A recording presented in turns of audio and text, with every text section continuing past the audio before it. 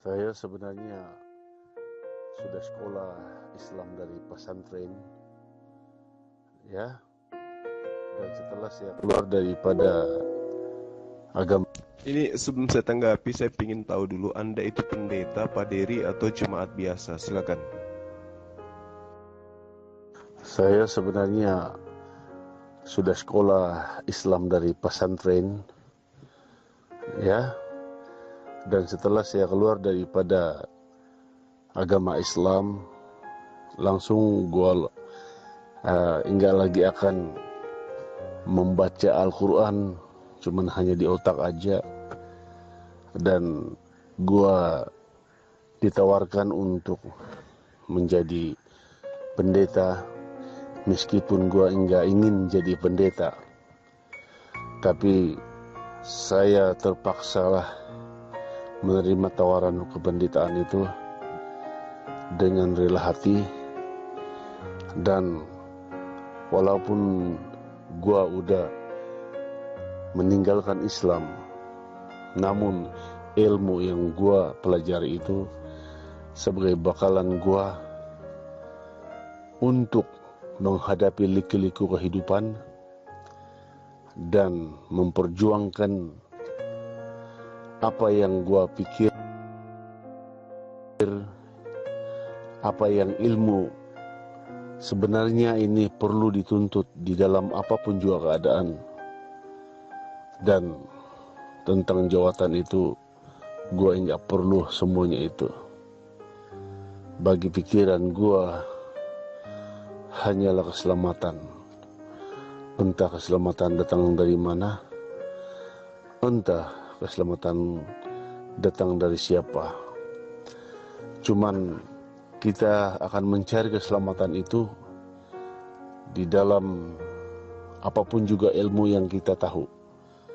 Bagaikan menggali sedalam-dalamnya mutiara di dalam tanah, adakah kita rajin untuk menggalinya, atau adakah kita bermalas-malasan untuk menggali mutiara itu seperti mutiara yang berharga, ya, mutiara yang berharga yang terdapat di dalam ilmu ketuhanan itu yang kita pelajari.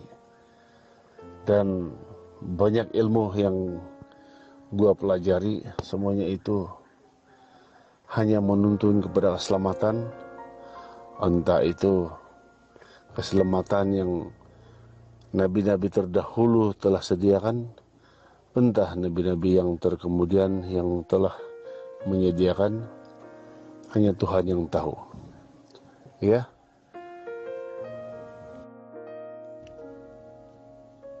Jadi Anda adalah seorang murtadin.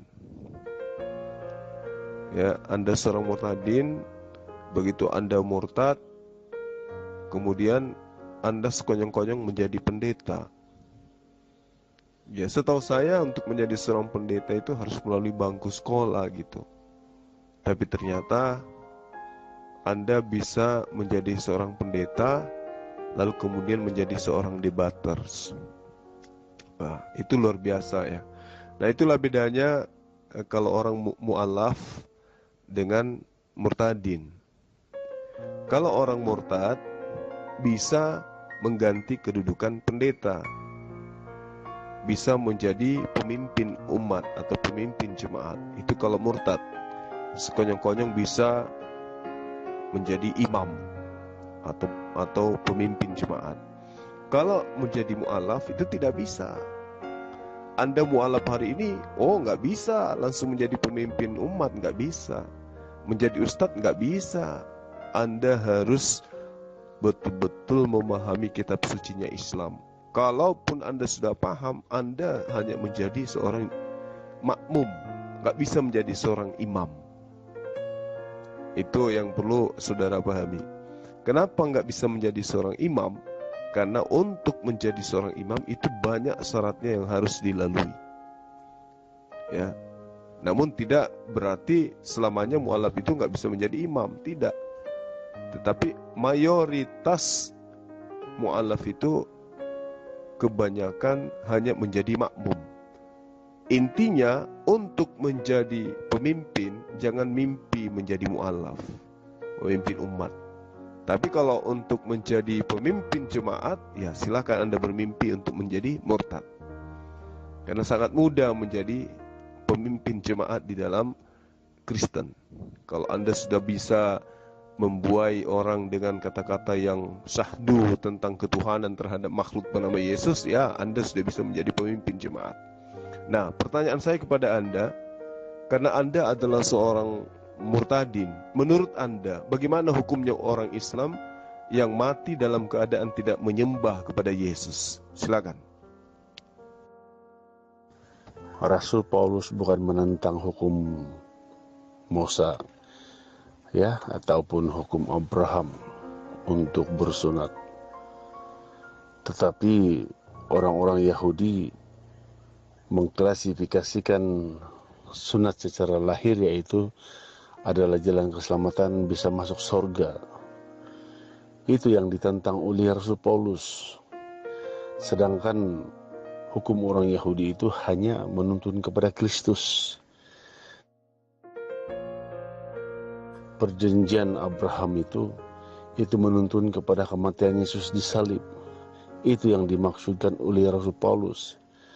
Sekiranya orang Yahudi menerima Yesus sebagai Tuhan dan Juru Selamat, maka Rasul Paulus tidak akan meniadakan hukum sunat, karena hukum sunat itu menjadi batu penghalang kepada keselamatan menuju Kristus.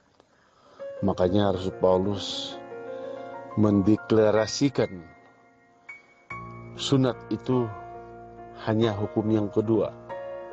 Tetapi hukum yang pertama dan yang utama ialah Kristus harus diabadikan terlebih dahulu sebagai pengampunan dosa dan jalan keselamatan.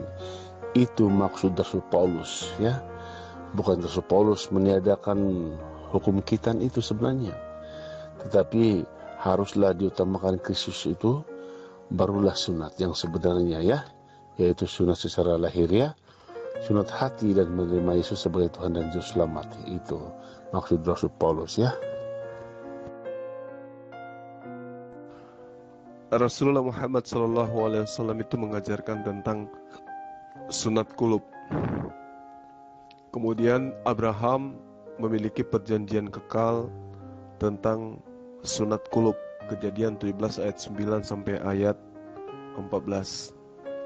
Lalu kemudian Nabi Musa alaihissalam di dalam Imamat 12 ayat 1 sampai ayat 3 juga mengajarkan tentang sunat.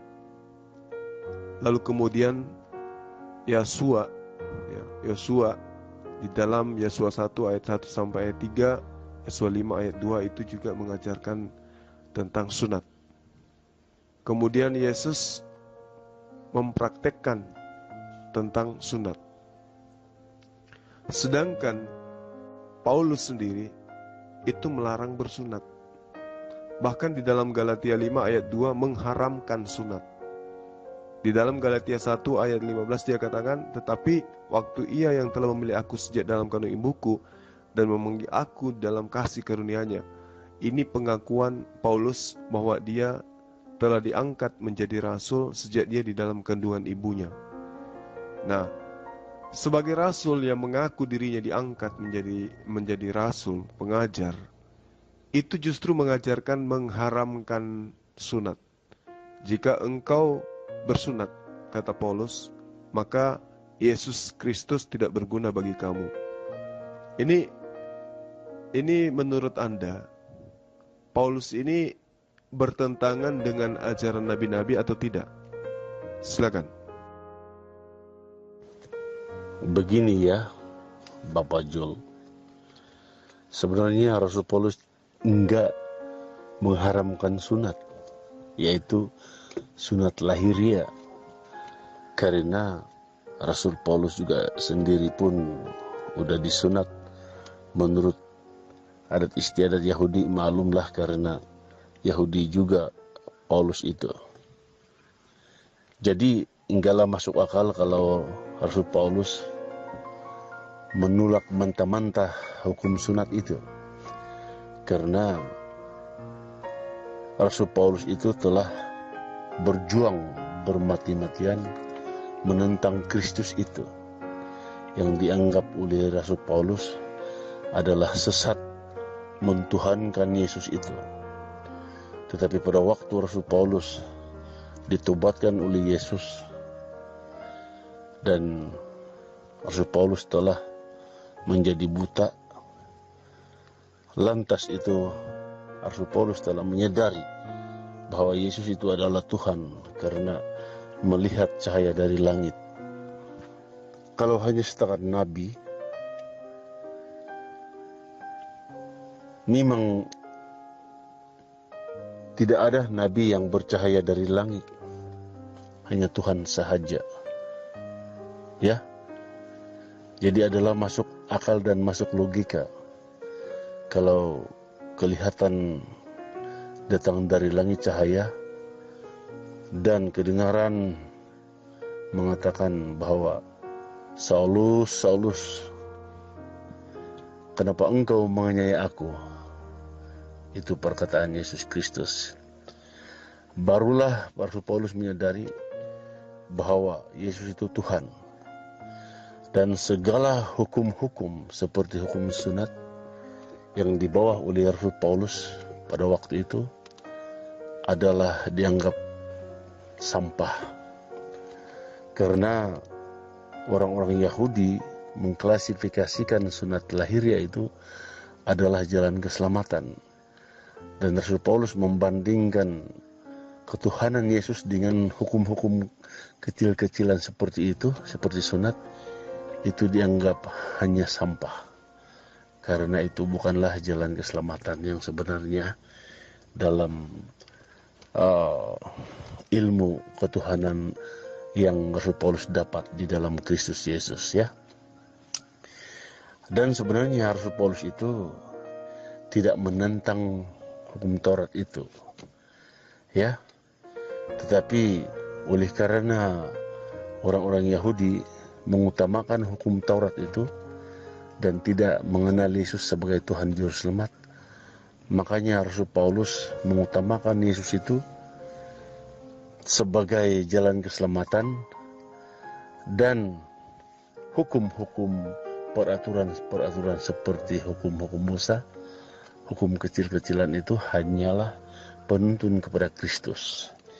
Itulah maksud Rasul Paulus. Di dalam nas kitab suci tidak ada Rasul Paulus mengatakan mengharamkan sunat itu sebenarnya. Tetapi Rasul Paulus memberi kepahaman bahwa adalah lebih baik, ya, bersunat secara hati dan bukan bersunat secara lahiriah, karena lahiriah itu hanya sunat perjanjian. Tetapi kalau bersunat secara perjanjian, secara lahiriah itu, kebanyakannya orang-orang Yahudi pada waktu itu bersunat secara lahiriah pun mereka tetap menjadi penderhaka dan pelanggar hukum, karena hanya kelihatan orang alim memakai jubah-jubah panjang, ya, memakai sorban dan sebagainya, tetapi tindakan mereka adalah tidak rubah seperti seorang munafik, kan? Karena orang-orang Yahudi memerintahkan supaya mengikuti itu dan ini, sedangkan pemimpin orang Yahudi pada waktu itu mereka juga pelanggar. Jadi kayaknya mereka enggak bersunat hati, hanya lahiriah aja mereka utamakan. Dan Rasul Paulus lihat akan hal itu, dan Rasul Paulus mengatakan bersunat atau tidak bersunat itu tidak penting, karena Rasul Paulus harus memberi penjelasan seperti itu supaya orang-orang Yahudi sadar bahwa jalan keselamatan itu bukanlah secara khitan, secara lahiriah, tetapi khitan secara hati dan menerima Yesus sebagai Tuhan Juru Selamat itu adalah hukum yang utama dan jalan keselamatan masuk surga. Ya, itulah Rasul Paulus untuk menjelaskan bagaimana hukum dan bagaimana anugerah Kristus itu harus diutamakan daripada hukum kita. Paulus itu memang bersunat karena dia adalah seorang penganut ajaran Torah. Dia adalah ahli kitab. Tapi setelah menjadi agen daripada Romawi, penganut ajaran pagan, dia murtad. Lalu kemudian dia menjajakan ajarannya kepada siapa? Kepada non-Yahudi. Tidak ada satupun surat yang dikarang oleh Paulus itu yang dikirim kepada pemukiman-pemukiman Bani Israel. Selamanya dikirim kepada orang-orang yang sudah menganut Trinitas jauh sebelum Kristen diproklamirkan menjadi sebuah agama dan kepercayaan. Itu yang perlu Anda pahami. Paulus atau Saulus dari Tarsus itu jelas adalah orang yang mengaku sebagai rasul. Dia bukan murid Yesus dan tidak termasuk ke dalam ke-12 murid Yesus yang setia. Di dalam suratnya kepada jemaat di Galatia, Paulus itu membual dengan mengaku sebagai seorang yang dipilih oleh Tuhan sejak dalam kandungannya. Itu pengakuan Paulus sendiri. Galatia 1 ayat 15 yang saya bacakan kepada Anda tadi. Tetapi waktu ia yang telah memilih aku sejak kandungan ibuku memanggil aku oleh kasih karunia-Nya. Kalau Paulus itu dipilih dari sejak dalam kandungan ibunya, kenapa dia tidak menjadi pengikut Yesus? Sementara dia dengan Yesus itu hanya berselang 2 tahun saja. Kenapa nggak jadi muridnya? Kenapa malah menjadi penentangnya? Kalau dia memang dipilih dari sejak rahim. Sejatinya dia lahir harus seperti Yohanes Pembaptis. Sejatinya ketika dia lahir sudah menjadi rasul, dia sudah penuh dengan Roh Kudus dalam konsep iman Kristen. Tapi kenapa dia memulai karyanya dengan terlebih dahulu menjadi penjagal, menjadi pembunuh, menjadi penipu, penganiaya murid-murid Yesus, sehingga dia menggenapi nubuatan tentang nabi palsu. Dan bahkan tidak hanya itu, Paulus pun mengaku memiliki keistimewaan seperti Musa, yaitu bisa bercakap-cakap dengan Tuhan. Di dalam 2 Korintus 12 ayat 8 sampai ayat 19 ya, mudah-mudahan saya tidak keliru menyebut ayat. Tentang hal itu aku sudah 3 kali berseru kepada Tuhan, supaya utusan iblis itu mundur daripadaku. Tetapi jawab Tuhan kepadaku, cukuplah kasih karunia aku bagimu, sebab justru dalam kelemahanlah kuasaku menjadi sempurna. Paulus mengaku bercakap-cakap dengan Tuhan sama seperti Musa. Tetapi ngapa kemudian perbuatannya tidak mencerminkan dia adalah seorang yang baik dari sejak lahir?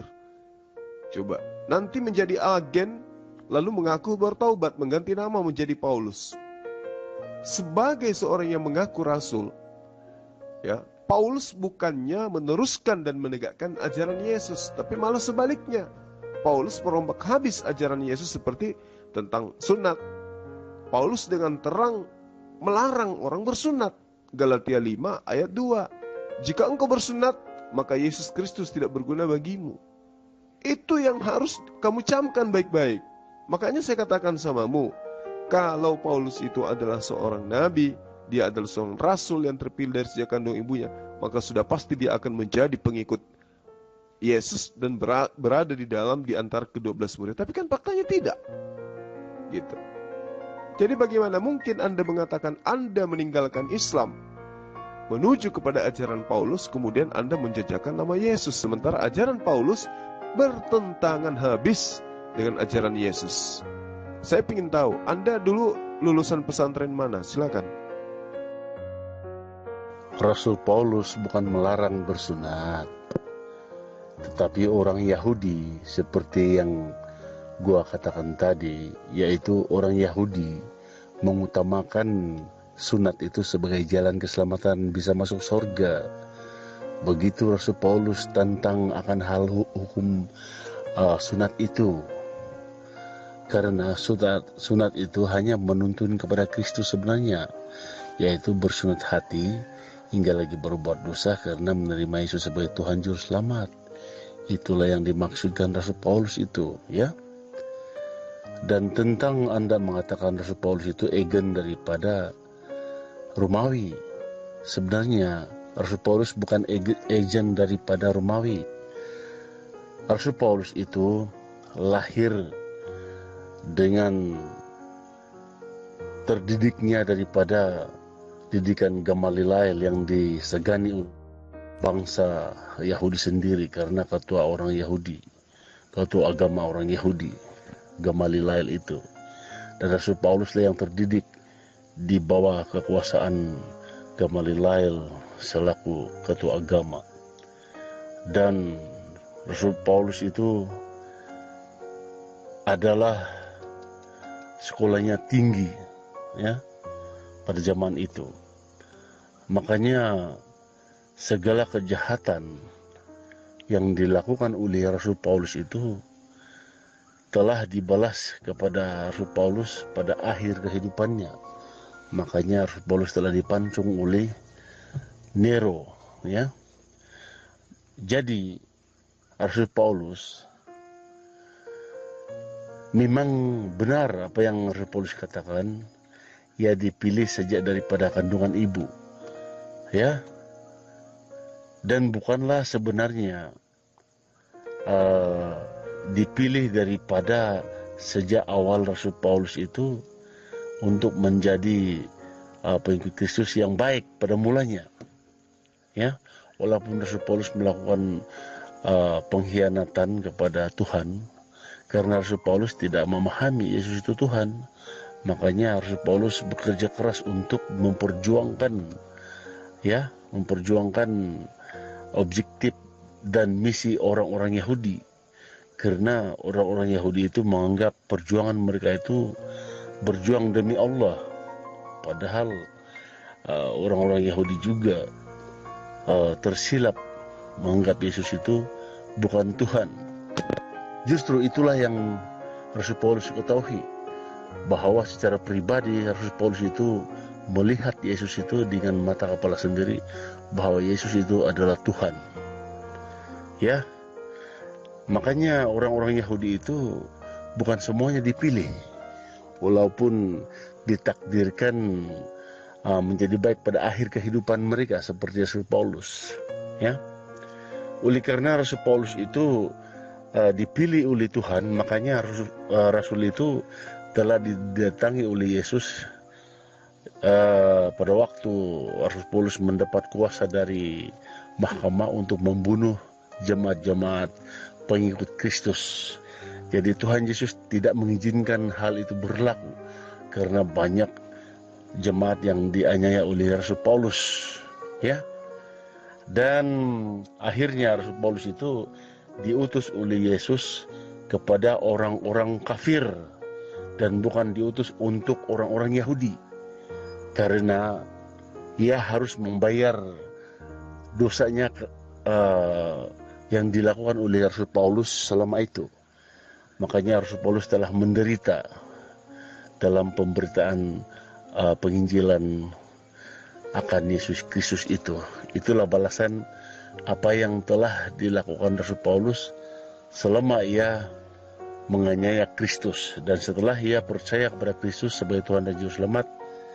Dan Rasul Paulus juga telah mengakhiri pertandingan, walaupun ia teraniaya, Rasul Paulus tetap menerima kematiannya, itu mati martir.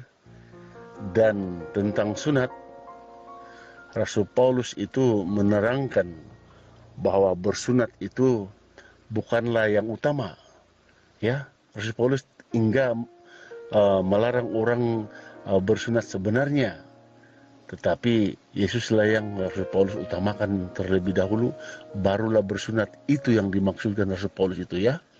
Ya begitu. Jadi jangan salah paham tentang pemberitaan Rasul Paulus itu. Andai kata kalau Rasul Paulus itu bukan bangsa Yahudi sendiri, maka masuk akal dan logika bahwa Rasul Paulus itu menentang untuk bersunat. Tetapi oleh karena Rasul Paulus itu bangsa Yahudi, dan enggaklah masuk akal kalau Rasul Paulus itu kamu katakan menentang hukum khitan itu, ya. Jadi Rasul Paulus enggak menentang hukum kita itu, cuman Rasul Paulus menentang keegoan mereka, kesesatan mereka. Mereka menolak juru selamat itu. Mereka utamakan hukum yang kecil-kecilan daripada menerima Tuhan Yesus itu sebagai keselamatan bagi kaumnya sendiri, yaitu orang Yahudi. Ya, itu dulu ya, Bapak Jul. Yang pertama yang perlu kamu pahami, Yesus itu tidak pernah bertemu dengan Paulus. Sebagai guru, Yesus tidak pernah mengajarkan tentang Paulus, kecuali mengajarkan Paulus dalam arti kata sebagai nabi palsu. Jadi Paulus ini menggenapi apa yang diajarkan oleh Paulus tentang nabi palsu. Pauluslah nabi palsu itu. Ya. Dia dihukum pancung, kenapa? Karena memang sudah dinubuatkan di dalam Ulangan 18 ayat 20. Seorang nabi palsu yang terlalu berani mengajarkan sesuatu demi namaku, kata Allah, dia harus dihukum, dia harus dibunuh. Nah, itulah yang terjadi terhadap Paulus. Karena dia adalah seorang nabi, ya, maka dia harus menggenapi nubuatan tentang nabi palsu. Makanya dia dibunuh dengan cara sadis seperti itu. Kamu katakan Paulus itu tidak membatalkan hukum Taurat. Siapa bilang? Kamu katakan bahwa Paulus itu tidak membatalkan hukum sunat. Siapa bilang? Di dalam Roma itu jelas dikatakan, Roma 2 ayat 29 ya. Dikatakan bahwa sebaliknya, seorang Yahudi yang sejati adalah orang yang hatinya berjiwa Yahudi. Dan sunat yang sejati adalah sunat di hati yang dikerjakan oleh Roh Allah, bukan yang dicatat di dalam buku. Orang semacam itu menerima pujian dari Allah, bukan dari manusia. Lalu kemudian di Roma 3 ayat 1, kalau begitu apakah untungnya menjadi seorang Yahudi? Dan apakah faedahnya menuruti peraturan sunat? Ya. Jadi Paulus itu menekankan bahwa lebih penting sunat hati daripada sunat kulub. Sementara Allah menjadikan sunat kulub itu sebagai perjanjian kekal dengan Abraham dan keturunannya. Di dalam 1 Korintus 7 ayat 18, lagi-lagi si nabi palsu ini mengatakan, umpamanya kalau seorang sudah disunat pada waktu ia menerima panggilan Allah, maka janganlah orang itu berusaha menghapuskan tanda-tanda sunat itu. Begitu juga kalau seorang belum disunat pada waktu ia menerima panggilan Allah, janganlah orang itu minta disunat. Dia melarang orang yang belum sunat itu untuk disunat. Di ayat 19-nya dia katakan, sebab mengikuti peraturan sunat atau tidak mengikutinya, kedua-duanya sama, tidak berarti apa-apa. Yang penting ialah menuruti perintah-perintah Allah. Sementara sunat itu adalah perintah Allah. Jadi ini adalah kebodohan yang nyata ketika kamu mengakui Paulus itu adalah orang yang benar, sementara ajarannya itu tidak berdasar kepada firman Tuhan, tidak berdasar kepada ajaran-ajaran Yesus. Ya, kamu coba perhatikan kata kekal di dalam kitab Kejadian ayat 10 sampai ayat 14 di Kejadian 17 itu. Inilah perjanjianku yang harus kamu pegang, perjanjian antara aku dan kamu serta keturunanmu, yaitu setiap laki-laki di antara kamu harus wajib disunat. Itu perkataan Allah. Wajiblah dikerat kulit khatammu, dan itulah akan menjadi tanda perjanjian antara aku dan engkau, kata Allah.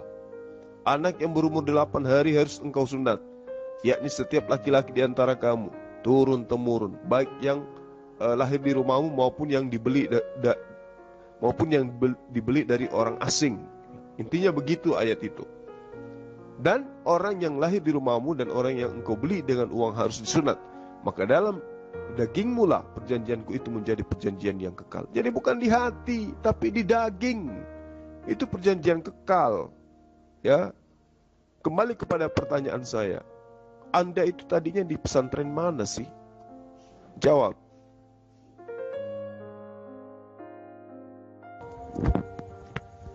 Yesus enggak pernah bertemu dengan Paulus. Jadi bagaimana dalilnya di dalam Kisah Para Rasul bahwa Rasul Paulus pada waktu itu bukan Rasul Paulus tetapi Saulus yang telah ditangkap oleh Yesus, ditobatkan oleh Yesus karena perbuatan Saulus itu menganiaya jemaat-jemaat. Makanya Yesus itu baru aja bangkit 2 tahun lebih kurang, baru Rasul Paulus menganiaya jemaat-jemaat pengikut Kristus, dan Kristus itu memberi pengajaran yang hakiki hanya kepada Saulus, karena Saulus menentang banget tentang ketuhanan Yesus. Karena Saulus sudah tentu mengatakan Yesus itu bukan Tuhan. Makanya Saulus menganiaya jemaat-jemaat untuk dibunuh, ya. Karena makin lama makin berleluasa pengikut Kristus itu. Dan orang-orang Yahudi udah berkurangan pada waktu itu, hingga lagi percaya tentang kepimpinan orang-orang Yahudi. Karena mengutamakan hukum-hukum sunat, justru kebanyakannya orang-orang pada waktu itu udah dihinggapi oleh Roh Kudus dan mengerti tentang hukum dan mengerti tentang anugerah. Ya, harus dipahamkan ya bahwa sunat itu berlaku sebelum Kristus disalibkan. Setelah Kristus disalib, maka sunat atau tidak bersunat itu enggak penting, kata Rasul Paulus. Karena Rasul Yohanes telah datang untuk membaptis dalam pertaubatan. Karena baptisan air itu adalah baptisan pertaubatan. Ya, itu kesinambungan daripada hukum sunat. Ya, kalau Allah saja mementingkan sunat itu, sudah tentu Rasul Yohanes mengatakan kamu harus disunat terlebih dahulu, barulah dibaptis dalam air dan pertaubatan. Karena pembaptisan Yohanes itu adalah pertaubatan, ya. Dan rata-rata pada zaman Yohanes banyak orang Yahudi yang telah percaya dan dibaptis, itu udah dibaptis, itu udah disunat baru dibaptis, Jul. Makanya itu bersunat atau tidak bersunat itu yang penting itu menerima Yesus. Karena Kristus sudah mati di salib, itu udah tergolong semuanya, disunat atau enggak bersunat itu tergolong semua untuk menerima keselamatan itu, Bapak Jul.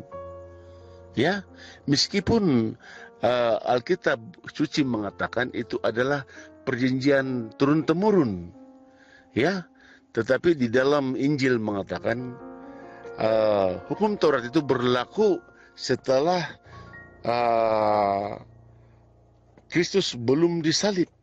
Setelah Kristus disalib, maka hukum Taurat itu terhenti di sana, ya, sebab hukum sivil, seremonial, dan hukum upacara-upacara itu telah dipaku di kayu salib, itu terhenti.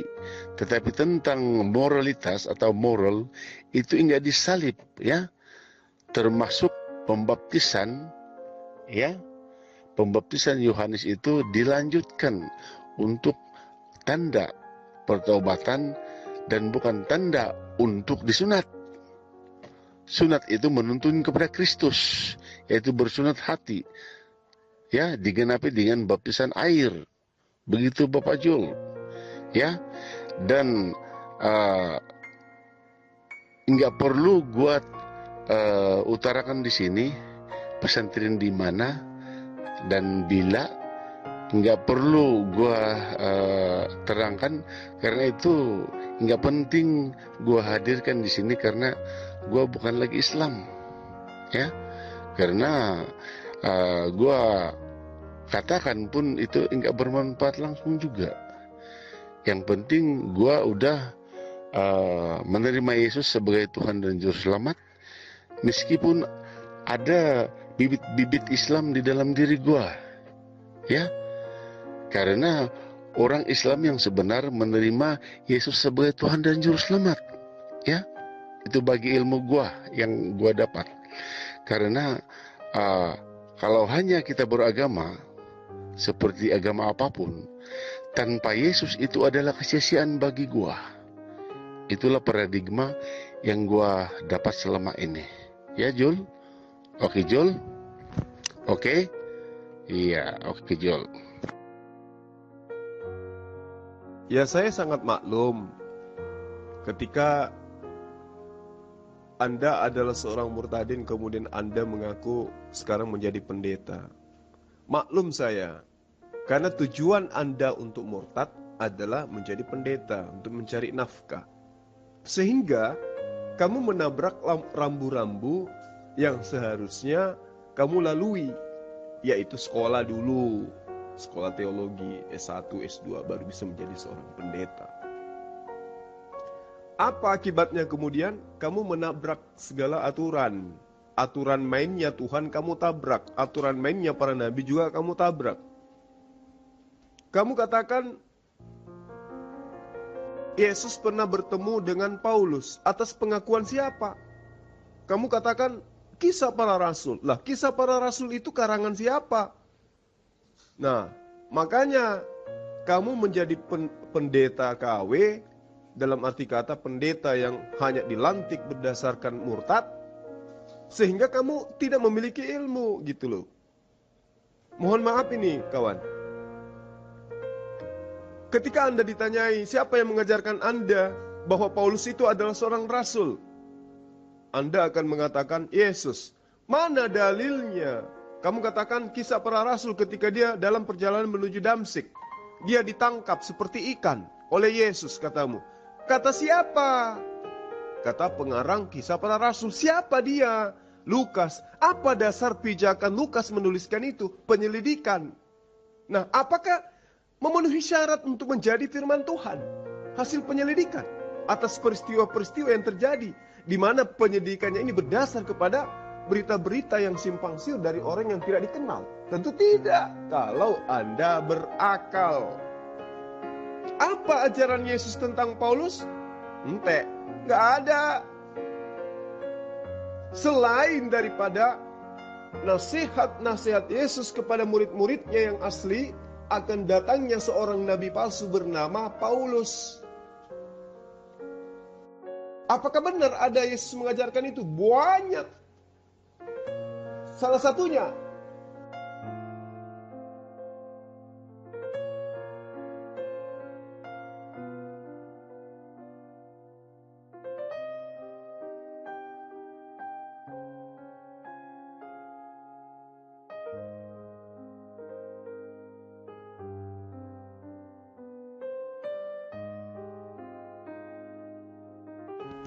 kamu murtad katanya.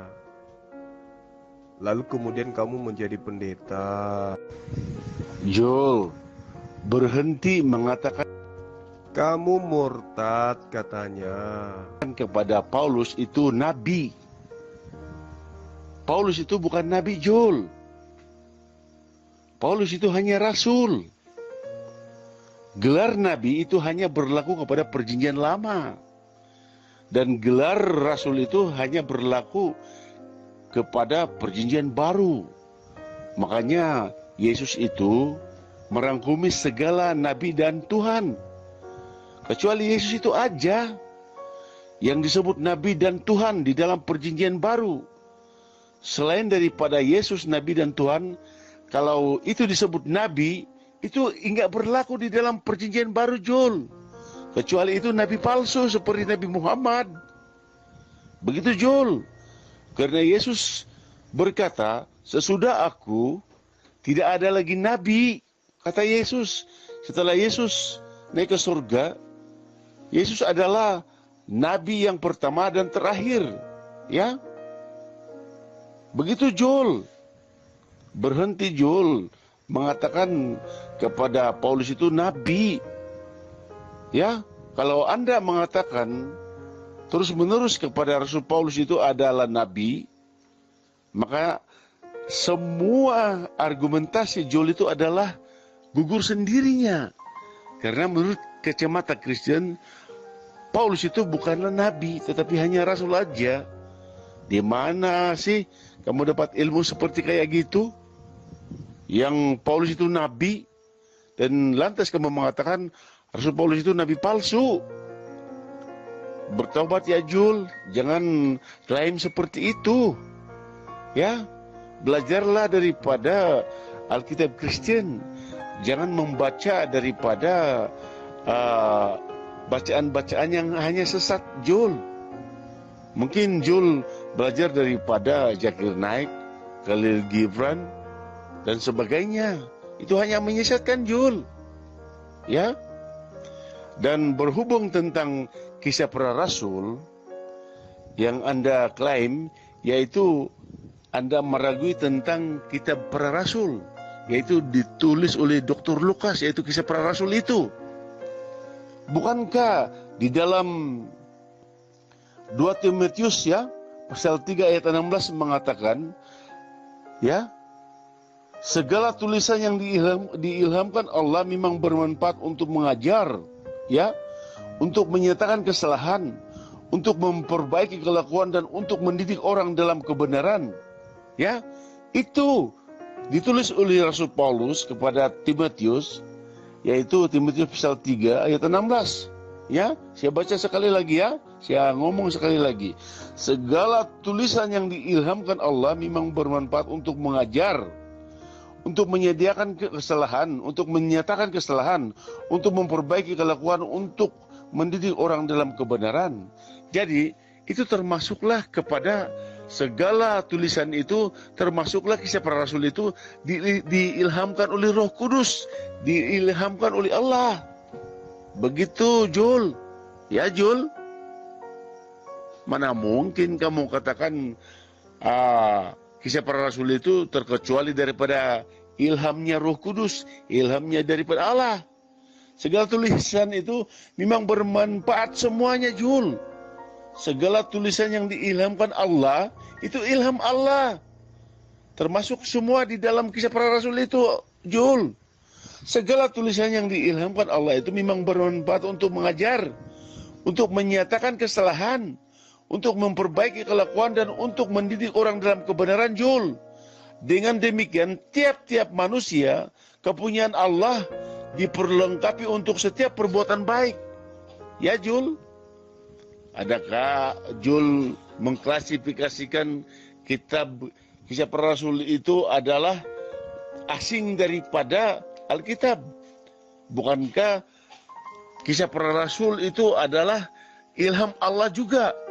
Dan kalau ilham Allah juga, itu adalah kitab suci, Jul, dan dapat dipercayai. Bertobat kau, Jul, ya. Jangan masuk neraka ya, Jul. Oke, Jul? Oke lah. Oke, Jul, ha?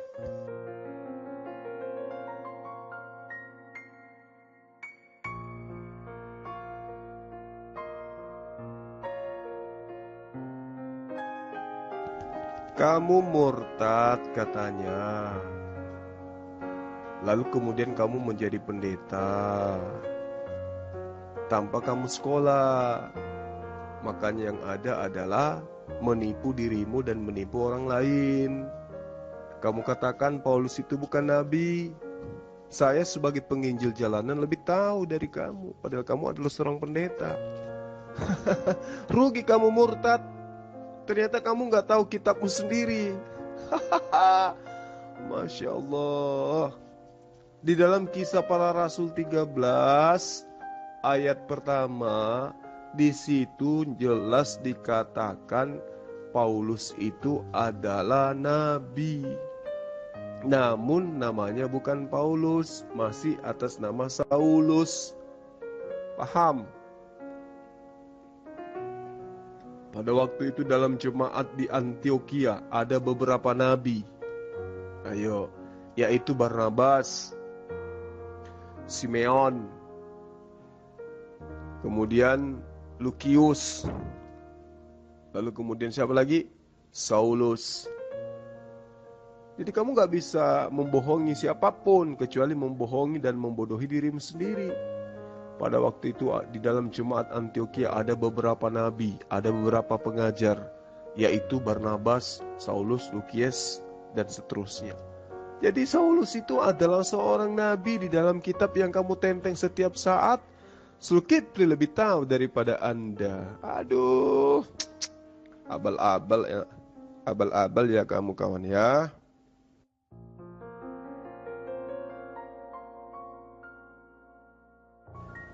Jangan kesurupan Bu, pelan-pelan aja Bu, pelan-pelan aja ya. Allah Subhanahu wa taala adalah Dia yang mengutus para nabi. Anda ingkar, wajar. Anda kan kufur. Terhadap Yesus aja Anda ingkar, kan gitu. Anda mengatakan Allah itu membunuh. Loh, Allah menurut Anda memerintahkan membenci orang yang di luar agama Islam. Loh, Yesus aja mengatakan di dalam Lukas 19:27 konon, akan tetapi semua orang-orang yang memusuhiku, yang tidak menginginkan aku menjadi raja, bawalah mereka kemari dan bunuhlah mereka di hadapanku. Itu perkataan Yesus yang dipraktikkan oleh Kristen. Ya, meski Kristen itu mengatakan tidak ada Kristen menjajah, tidak ada perintah membunuh dalam Kristen. Kristen itu ajaran kasih. Betul, di depan. Tapi di belakang, wow. Ayat ini yang dijadikan landasan agama Anda menjajah, merampok, membunuh, menguasai wilayah orang lain. Akan tetapi tentang musuh-musuhku yang tidak menginginkan aku menjadi rajanya, bawalah mereka kemari dan bunuhlah mereka di hadapanku. Itu perkataan siapa? Perkataan Yesus. Ya. Jadi kalau Anda mengatakan, tunjukkan mana Allahmu. Loh, Allah saya sudah membuktikan dirinya kok ada. Mengutus Musa, mengutus Abraham, mengutus Daud, Salomo, mengutus Yesus. Kurang apa lagi coba? Ayo. Ibu aja yang ilmunya nggak ada. Dikiranya Allah Subhanahu wa taala itu adalah ada nanti pada zaman Muhammad. Allah itu tidak memiliki awal, tidak memiliki akhir. Yesus sudah diperintahkan untuk mengatakan kepada manusia, katakan Yesus kepada manusia, akulah Alfa dan Omega. Siapa itu yang dimaksud oleh Yesus? Allah. Baca ayat satunya. Baca Yohanes 12 ayat 49-nya. Aku berkata-kata bukan dari diriku sendiri. Apa yang aku katakan adalah apa yang diperintahkan oleh Tuhanku untuk aku katakan, kata Yesus. Jadi Yesus mengatakan Allah yang telah mengutusnya itu adalah Alfa dan Omega. Bukan Yesusnya yang Alfa dan Omega. Ya, Allah yang maha suci lagi maha tinggi jelas di dalam Yesaya 5 ayat 16. Dan adalah Allah maha tinggi, adalah Allah maha kudus. Di dalam bahasa Arabnya disebut Subhanahu wa ta'ala. Sehingga disebutkan Allah. Kata Allah itu berasal dari kata El, Al, Ilah, Alaha. Dari bahasa Abrahamaik, bahasa Semitik. Ya, ibu harus banyak belajar. Agama Anda itu justru Tuhannya adalah Theos, adalah Zeus, adalah Apollo, adalah Plato, yang menyembunyikan identitasnya dengan mengambil nama Allah dalam Al-Quran. Itu yang perlu ibu pahami kalau Anda mau belajar dengan baik. Sayangnya ibu nggak pernah mau belajar. Ya. Oke kawan-kawan, karena di sini sudah pukul 24:00, saya pamit dulu ya. Mulai dari siapa tadi? Pendeta Lugas, Triple G, Kismis, kemudian Bu Uti, kemudian siapa? Rodrido. Pesan saya kepada Anda semua, supaya Anda itu belajar dengan baik, gunakan akal. Tinggalkan agama yang mengajarkan mematikan akal sehat. Karena untuk mengenal sebuah kebenaran, filter utama yang harus dijadikan sebagai sandaran adalah akal sehat. Yang membedakan kita dengan makhluk lainnya adalah akal sehat. Kalau kita sudah tidak berakal, maka semuanya akan hancur. Sekalipun itu adalah keyakinan yang menurut kita benar, tapi menurut akal salah, maka tinggalkan. Karena kelebihan daripada makhluk Allah dibandingkan makhluk yang lain adalah manusia bisa membedakan antara baik dan yang benar, yang hak dan yang batil, dengan adanya akal yang diberikan oleh Allah kepada manusia. Ketika manusia tidak menggunakan akal, percayalah, jasadnya nampak seperti manusia, tetapi sesungguhnya pada diri orang tersebut itu adalah tabiat hewan atau binatang. Ingat, kenapa ada penyebutan iblis, kenapa ada penyebutan setan? Karena makhluk Allah yang suci menolak untuk taat kepada perintah Allah.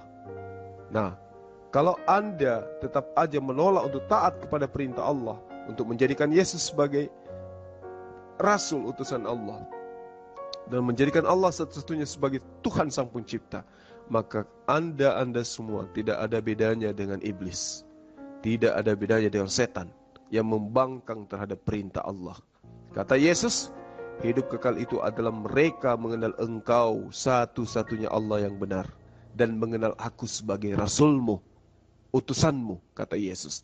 Jadi kalau Anda semua tidak mengenal Yesus sebagai Rasul, tapi justru membatalkan perintah Yesus dengan mengatakan mereka mengenal Engkau satu-satunya Allah, tapi Anda mengimani Yesus juga adalah Allah, berarti Anda ingkar terhadap pengajaran Yesus. Artinya Anda tidak taat kepada perintah Rasul Tuhan. Dengan demikian Anda dengan iblis tidak ada bedanya. Itu pesan saya, ya, supaya Anda belajar lagi. Lalu kemudian kalau ada yang ingin berdiskusi secara intens dengan saya, ingin berdialog dengan saya dengan puas, ya tidak seperti ini, konsen terhadap saya, tidak malu-malu kayak siapa? Rodrigo ya kalau nggak salah namanya, atau Bernes siapa? Herbes atau Herpes. Silakan Anda masuk ke Zoom Muslim itu ada. Masuk ke sana, temui saya, atau buat janji dengan saya. Insya Allah saya akan mengajarkan Anda bagaimana pengajaran dan pelajaran yang Yesus sajikan kepada murid-murid yang asli. Paham ya, sahabat-sahabat Kristen? Terakhir saya minta maaf ketika ada kata-kata saya yang berlebihan. Itu hanya semata-mata untuk mengusir rasa ngantuk saya, ya. Karena ya namanya juga kita orang kantoran kan, pulang rumah harusnya istirahat. Tapi karena saya merasa terpanggil untuk menginjili kalian, saya merasa untuk menyampaikan berita kebenaran bahwa Yesus itu adalah Rasulullah. Saya kira seperti itu, teman-teman Kristen. Saya pamit. Salam beda Tuhan.